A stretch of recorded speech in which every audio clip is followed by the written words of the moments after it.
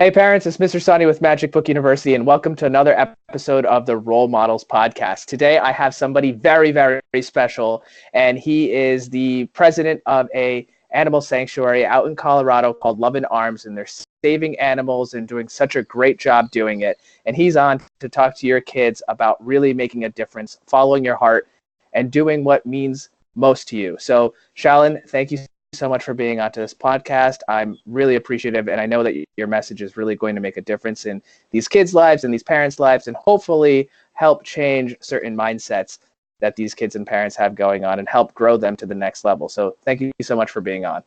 Absolutely, Sunny. Thank you. So Shalin, can you tell me about how you got started with your sanctuary? Yeah. So Love and Arms was really started before anything. It was we adopted a horse because I loved horse riding. And I thought that horse riding was fun. I enjoyed it, and we ended up adopting a horse. And for the first time, I got to understand that a horse has emotions and feelings and personality, and they have preferences. And eventually, that led me to question, who does horse riding benefit? Is it really me, or or the horse? And I learned through that horses actually have a very hard time with being ridden, and they actually get hurt with their backs and their legs, and they actually age and die sooner when they're ridden. There's also ethical concerns about how they're trained. And then we got into more, seeing more things about horses that are, abusive in this world. So we did some more horse rescuing. But when we went to rescue one horse from an auction, I had to wait about 6 hours for that, for the horses to come onto the auction floor. And in those 6 hours, I got to see hundreds of other farm animals. Baby cows, goats, sheep, pigs, all sorts of farm animals being kicked, prodded, pulled, pushed into this auction floor, being sold by the pound. And you could see the emotions in their faces. You can see it in their eyes. And that was just a very powerful moment. When we finally rescued the horses, I was just praying out to the universe that, if we had land, maybe we can save some more. And literally that evening, I get a phone call that there's 23 acres for lease 2 miles from our house. Do we know anybody who can use it? And my wife Shilpi and I, we took that as a sign from God, and we said, no, this is something we have to do. We meditated on it overnight, and literally the next day we were signing a lease. So that's how the sanctuary started. Wow. So it's funny. I mean, it's not funny, but it's interesting because horses have been ridden for so long. Sure. Like since the beginning. I mean, I feel like ever since I was in school, even as being a little kid, like the Native Americans rode horses, and the cowboys rode horses, and all of this stuff has been in our mental culture and our upbringing, that people are supposed to ride horses. And that's not true, right? Like, as you've seen it and doing what you do every single day, like you see that horses go through a lot of abuse, and they go through a lot of challenges, and they're just not supposed to be ridden. So what are some of the challenges that you've seen that horses have when they do get ridden, and how does that really affect them? Yeah, absolutely. So, horses, if you let a horse be born, you don't do anything with that horse, don't, interact with him. They can very easily become feral, which means they're wild. And that means they have a certain spirit. They have an individuality that has a certain spirit. And to be ridden safely, horses have to go through a lot of quote unquote training. And what that training does is it removes the individuality, and it removes choice from the horse. And it removes, their ability to be an individual of their own, right? Like, they're here to serve us. is what is happening during training, right? And a lot of people will say, oh, we train horses in a compassionate way, but how do you remove an identity in a compassionate way? How do you enslave somebody to your will in a compassionate way? So that's just the ethical. You pet it nicely. Yeah. Yeah. Right. So, that's just the ethical underpinning of riding horses. But Yeah. physiologically, horses, their spines are extremely sensitive, and being ridden over and over, you'll see these older horses, they have like a swayback, and that's actually a term, it's a swayback horse. And that's because that horse's back has been damaged from being ridden. Mm-hmm. And similarly, their joints have pain, and there's all sorts of issues there that actually causes physiological damage to the horse over time. Wow. So, what are some of the other challenges that you have seen? Well, first of all, how many farm animals do you guys have in part of your sanctuary? Yeah, so we specifically focus on beyond the horses. We what we found is that most of the abuse for farm animals happen with animals kept for food. So we focused in on that area because by far they're the most abused species on the planet. I mean, they're abused by the billions. They suffer every single year by tens of billions in the world. Right, so in America alone, it's 9 billion land animals are raised in factory farms and slaughtered for food. And worldwide, it's 50 billion, and that's not even counting all the marine species, because that number is in the trillions.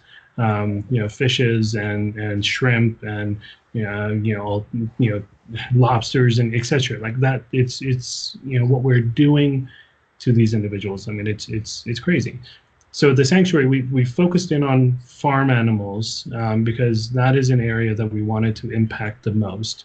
So we have all food animals like cows, pigs, sheep, goats, turkeys, chickens for eggs and meat, ducks, right? So we have a representation from all of the species that are most impacted by the food industry.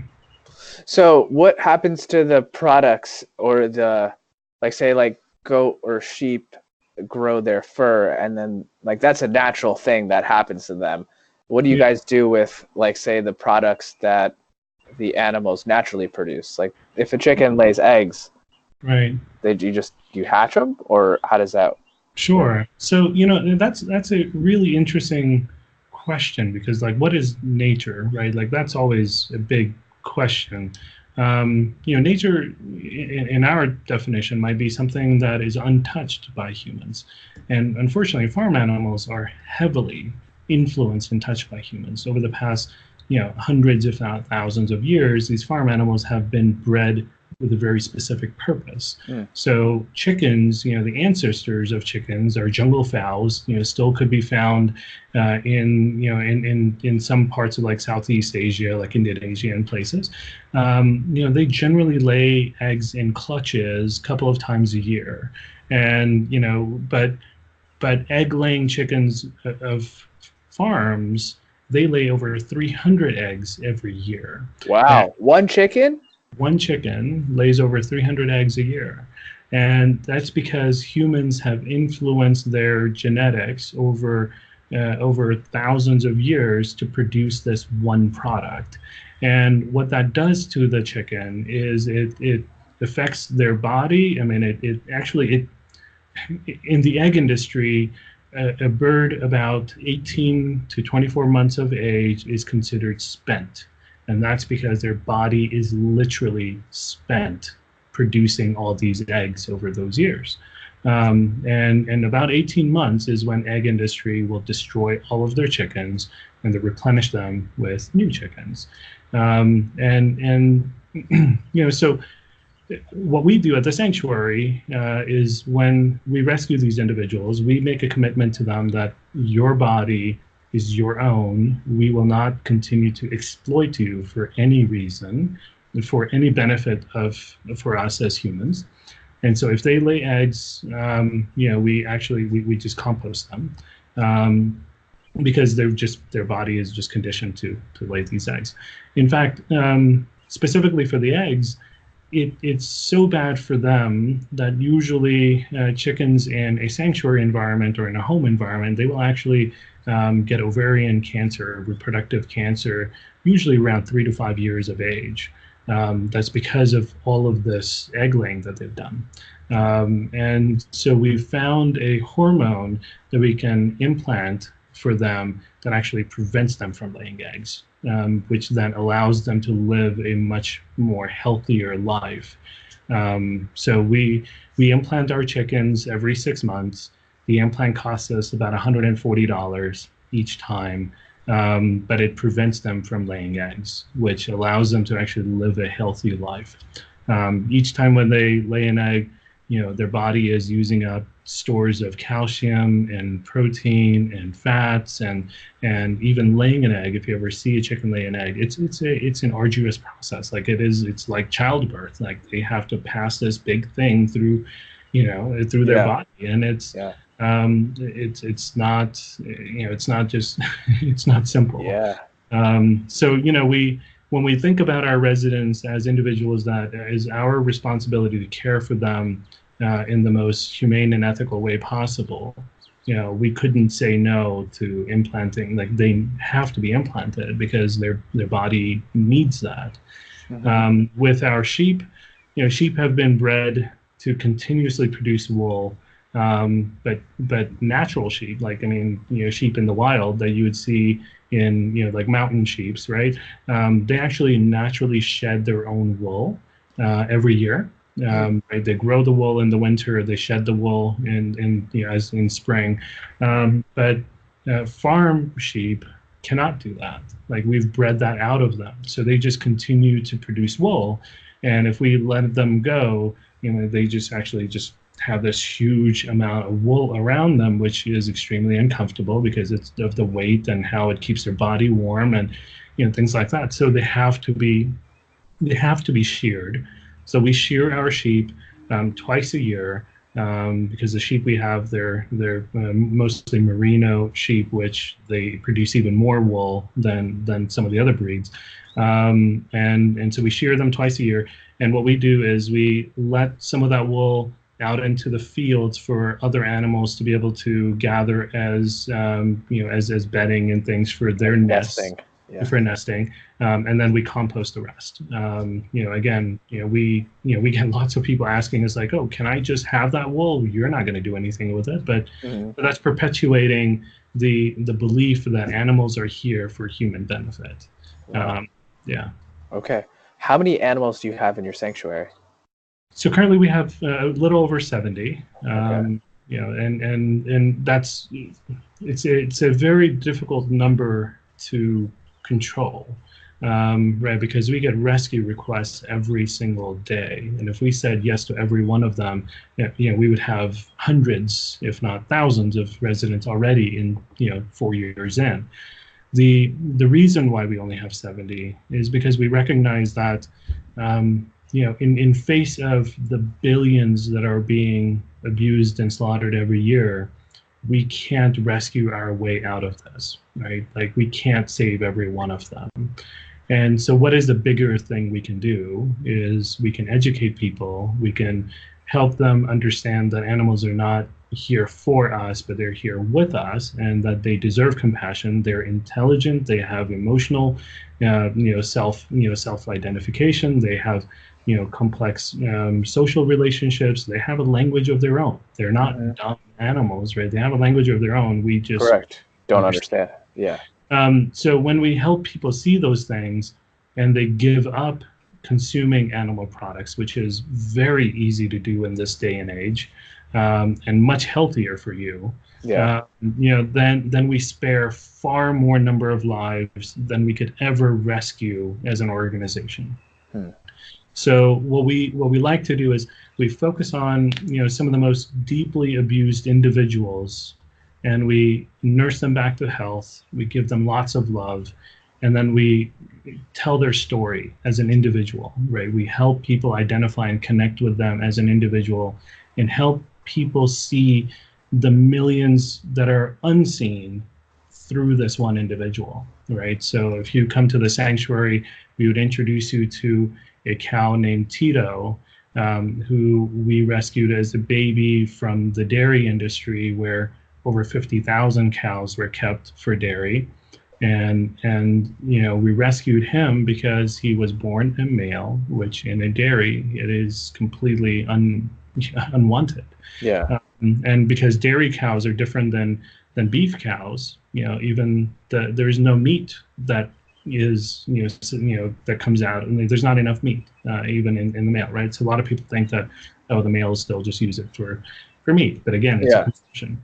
But yeah, so in the dairy industry, especially in such a big dairy, like 50,000 cows, they literally shoot dead their male-born calves on site, throw them in this huge pit, and that's how they dispose of them. It's not even worth it for them to give them away or anything. You could walk up to a major dairy like that, and they'll give you a male calf for free. They might even pay you money to take a male calf, because it's not that much of a disposable commodity to them. So but when people come and meet Tito at the sanctuary, they see him like as a playful, like he's like a big dog, and a lot of people relate to him because it's like, hey, he's playing like my dog. He loves to interact with people, and he loves to be around people, and he has this awesome personality, and then it, like, that story then clicks. It helps people see the tragedy that is happening to the millions through his eyes. So that's how our sanctuary mission works. Wow. Okay. So you and your wife set up this sanctuary together, correct? Yeah. So I know you talked about it early on in the beginning, that you went to go rescue horses and you saw these animals being slaughtered in front of you, and that really pushed you to find land, and then land just came about, and it came to you because this was your mission in life. And whether it's God or the law of attraction or chance or whatever it might be, this opportunity was opened up to you that day, which is really amazing. What was it? Because it takes a lot of drive, passion, motivation, and reminding yourself what your purpose is to consistently and constantly do this every single day. What would you have to say to parents and kids about the secret to following your dreams or following your heart to make things come to a reality? Because what you're doing and your organization is a successful organization and becoming more of one, correct? Yeah. Yeah. So, before we started the sanctuary, I'm an entrepreneur, so I've had many businesses, and there was this one session I'd gone to where people, this coach helps you identify, your why. Like, why is it that you do what you do? Yeah. And at the end of it, like, I came down to, my why was freedom. Like, I am who I am because I want to be free from any, financial burdens, and, like, I don't want to work for somebody else, etc. Right? It was all about me. Yeah.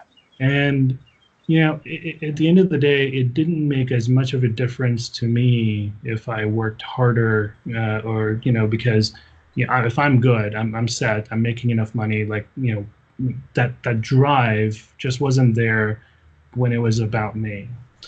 And when we started the sanctuary, my why it was still freedom, but it was about somebody else. And it was about seeing the injustice happening to somebody else, and them not being able to step up for themselves. And here we are stepping up for them. So that why, when it became for somebody else, it drives us even further. And it drives us, even harder. That's really what keeps us going. I'm really happy that you're doing something for somebody else. And that's really special because there aren't a lot of people that are doing things for other people, especially for you've been referring to these animals as people and individuals, and people or individuals that have personalities. And I really like that, because you're right. Whenever you see an animal or like a dog or a cat, and people have these house pets that they have within their own homes, and they form personal relationships with them, and they say like, oh, he's so silly, he likes to joke around, or he and you're just like, and you think about it, and it's like, that's all well and great, but then there's also these farm animals at the same time that are no different. Just because they're farm animals doesn't mean that they don't have personalities, and they don't have things that make them special and individualized from the rest of their pack, or the rest of their family, or the rest of their group. And I'm really happy that you talk about them that way, because it's really, really important to be able to be loving what you do. And I could tell that, I'm sure there's really tough days that you have at work. I mean, you're an entrepreneur, you have your other businesses, and you also have this this sanctuary. And I'm sure you're very dedicated to doing what you do every single day. So how do you balance your personal life and then also your work life? Or do you just like not have a personal life? Currently, we don't have as much of a personal life. Okay. But, just being an entrepreneur that I have been, I know that, starting an organization, getting it to a point where it can be self-sustaining, it takes a certain amount of effort and push. But as long as that, you have that goal in mind, and you're working towards being able to set in place the opportunity for you to be able to then step back from it. Yeah. Then that allows you to kind of keep going. But if you just end up in a cycle where you're just doing the same thing again and again, not moving forward, then that's a completely different thing. Just knowing that everybody needs a personal life. I mean, doing something for others doesn't mean you have to sacrifice everything else. It's not I can either make money for myself, or I can do this for others. Like, there's ways to be able to do something that improves the world that we live in, which vastly needs improvement. There's a lot of things going wrong in this world, in our community, in our culture, and in our environment, most of all. And there's a lot of different issues that we can be passionate about. And it doesn't need to take away from us being able to provide for our family, or being able to become great students or doctors. There's many ways to be able to do these things. How can these students be a part of your life, and how can these parents help out your mission and help grow your organization even more? Yeah, I think our even more important than our mission is our vision, right? We want a more compassionate world for farm animals. We want people to recognize that farm animals are really no different than dogs and cats that they love like their own kids in their home. And when people realize that, they recognize that, this world is going to be very different. Most of the issues that we face in our environmental damage, deforestation, antibiotics, issues. I mean, that's all. It's happening because of factory farming. It's happening because of animal farming. It's the biggest contributor by far to a lot of these issues. So and even human health, right? Like our diseases, diabetes, a lot of these, cancers, certain types of cancers. I mean, they've been proven to be connected to animal products. The World Health Organization even recognizes that, and actually even states it, that certain meat products are actually as carcinogenic as a cigarette. We can improve the world, manyfold, if we can spread that message, and we can help each other see that, and help each other kind of change our culture to be a plant-based culture more than an animal product-based culture. These students, the parents, like everybody, that's what I would want. I would want them to see that vision, understand that vision, adopt that vision, and then be able to help spread that, because that's the way we can really shift this world. It's not just about our organization doing this work. It's about what we can do together to really improve the world. That's really great. And then also I want to let everyone know too at the same time that one of our students is, and you've connected with him already, with Ashwin. He wants to open a cow sanctuary later on in his life, and he's working towards that. So we're going to be having our own fundraising. See you. Bye. We're going to be having our own fundraising event for Love in Arms, and we're going to be selling paintings and different art creations that the kids have made to help support your organization as well. And I think it's really great for us to pass on the education part of this, which is, I think, one of the most important parts of that, because we can continue donating and funding, and all that stuff is really important, but most importantly is that idea and mindset when it comes to consuming animal products. And I've read those studies. There's like certain types of beef or red meat that cause carcinogenic reactions in the body and can lead to cancer if consumed, all the time or however often. And just being able to pass on that level of education to our families and pass them on to more kids will be very helpful for them and their growth. Absolutely. And making sure that they're living healthy lives. Absolutely. Yeah. So one last question. If you're 99 years old and you are on your deathbed, all of the good that you have done for people and animals and everything else, you've written books or you've done, you have multiple organizations under the same mission and helping out different areas of the environment and nature, all of that is gone. None of that exists anymore. And you are going to die in 5 minutes, and you have one truth to pass on to kids all over the world. And that truth will reverberate throughout the universe and to all kids and children. What would that truth be? That you matter. Each and every one of us matters. And the actions we take affect ourselves and affect the whole. It affects all of us. And what you choose to do in the world, it matters.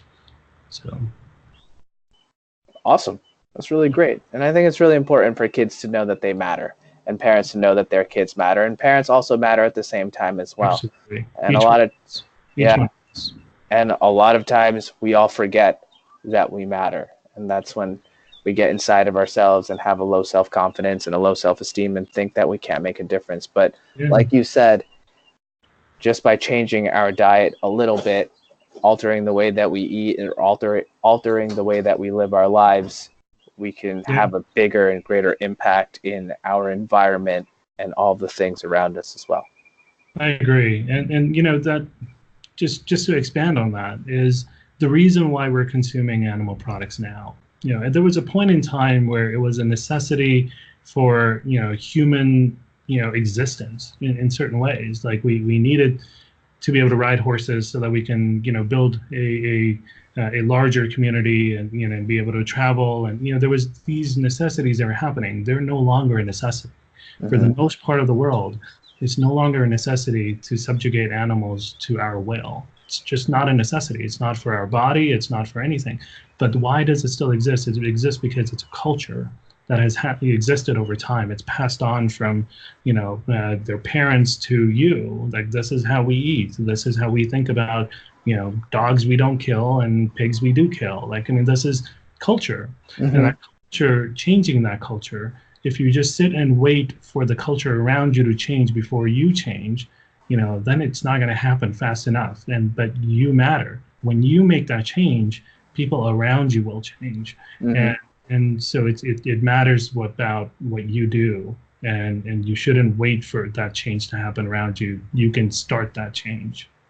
Yeah, I think that's really important. Mahatma Gandhi said that be the change you wish to see in the world, right? And you're saying the same exact thing, that once you change as an individual, other people will change around you. And not only that, but you'll also gravitate to more like-minded thinking people, and change is imminent at that point. So absolutely.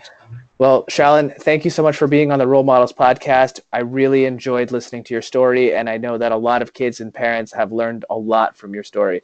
You talked about how farm animals are raised, your mission, your passion, and also making a difference in the world, and just knowing that you all matter. And that's really powerful. So thank you so much for being on. Parents, stay tuned. We're going to be having our fundraising event for Love and Arms, and we're really excited for that. So stay tuned for that. It's going to be really great. All of the kids are going to be involved, and we're going to have a lot of fun and raise a lot of money for this organization.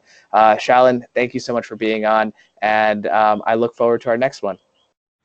Thank you, Sunny. I really appreciate this. Awesome. We're going to have a lot of fun. Thanks, Shalin.